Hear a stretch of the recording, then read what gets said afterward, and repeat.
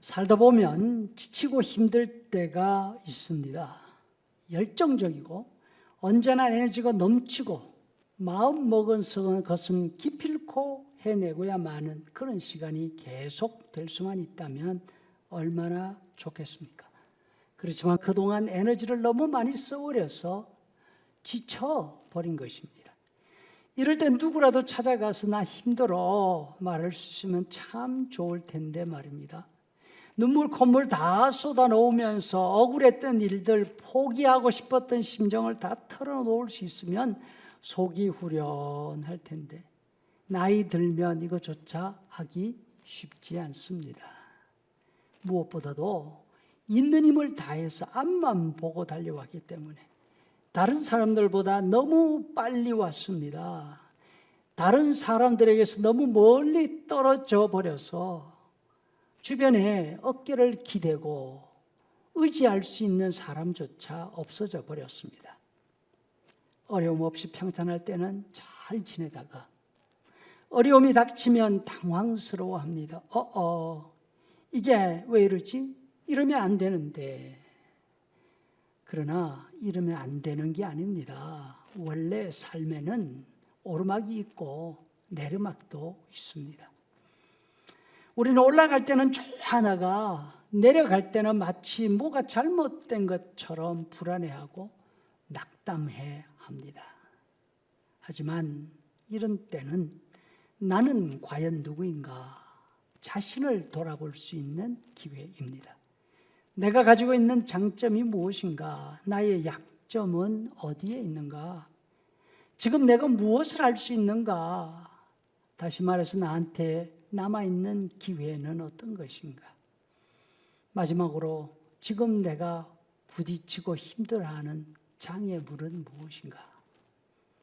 이런 것들을 파악할 수 있으면 아직 남아있는 기회를 활용할 수 있습니다. 위험 요소를 최소화시킬 수 있습니다. 강점은 그대로 살리고 약점은 잘 커버하며 나아갈 수가 있습니다. 무엇보다도 어려움 가운데 있을 때 나한테 가장 소중한 것이 무엇인가? 그것을 발견하게 됩니다. 성경의 예를 들겠습니다. 바울 사도가 황제의 재판을 받기 위해서 로마로 갑니다.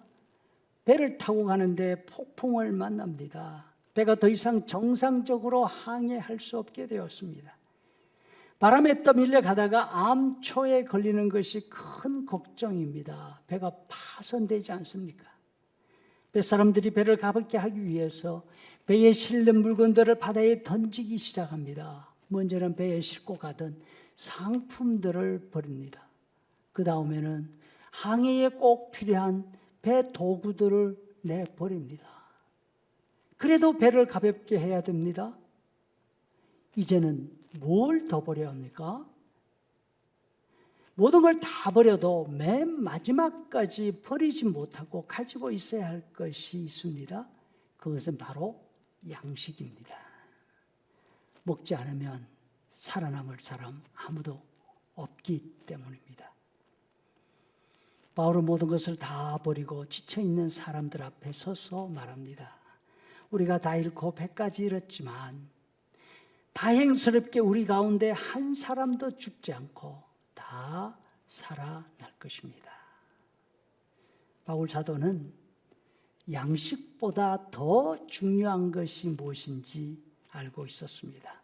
그것은 생명이었습니다. 다 잃어도 살아만 있다면 감사할 일이었습니다.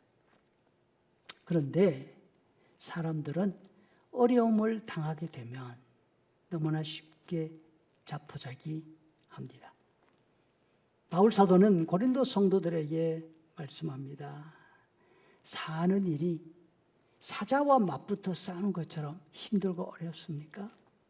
그렇더라도 내일 죽을 터이니 먹고 마시자 이런 마음 가지지 마십시오. 어차피 죽을 거라면 될 대로 되라 그렇게 하지 마십시오. 바울 자신은 자신의 삶을 이렇게까지 말씀하십니다. 31절 세 번역에 형제 자매 여러분, 난 감히 말합니다. 나는 날마다 죽습니다. 날마다 죽음을 내 앞에 보면서 죽음을 각오하고 살아가고 있습니다. 또 다른 곳에서는 사방으로 우겨쌈을 당하고 답답한 일을 당하고 핍박을 받고 거꾸러짐을 당하면서 살아오고 있다고. 그러나 낙심하지 않는다. 바울 사도의 이 힘이 어디에서 나왔을까요?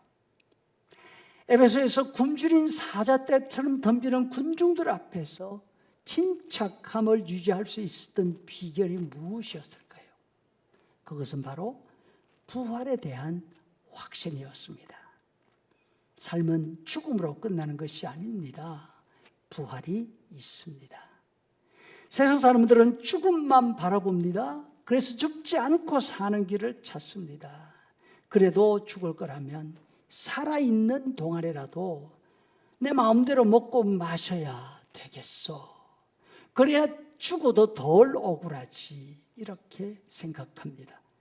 반면 부활을 믿는 성도들에게는 죽음이 삶의 기준이 될 수 없습니다. 부활을 바라보며 살아갑니다.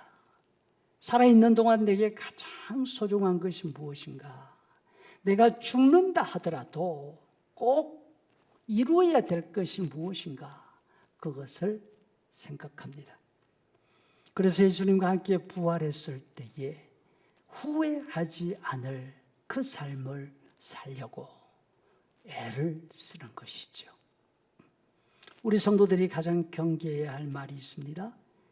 죽으면 다 끝인데 이 말입니다. 사도가 말씀하십니다. 33절 속지 말라. 악한 동무들은 선한 행실을 더럽힌다. 죽음은 끝이 아닙니다. 부활이 있습니다. 어렵다 생각될 때 내가 무엇을 위해 살 것인가 생각하면서 믿음의 끈을 다잡는 오히려 더 복된 시간이 될 수 있기를 바랍니다.